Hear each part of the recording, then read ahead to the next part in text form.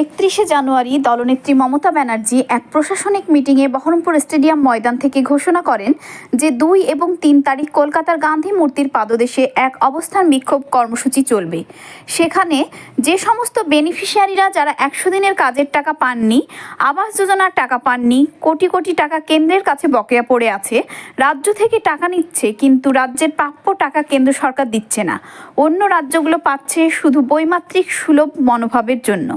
একতরফাভাবে BJP সরকার বাংলাকে বঞ্চনা করছে। তাই বিভিন্ন ব্লক থেকে, মুর্শিদাবাদের গ্রাম থেকে, গ্রামান্তরের প্রতিটি জায়গা থেকে প্রচুর পরিমাণে বেনিফিশিয়ারি এবং কর্মীরা তারা মমতা ব্যানার্জির ডাকে কলকাতা চলো অভিযান করছে। সেখানে জেলার নেতৃত্ব, জেলার নেত্রী সকলে আজ কলকাতামুখী হয়েছেন।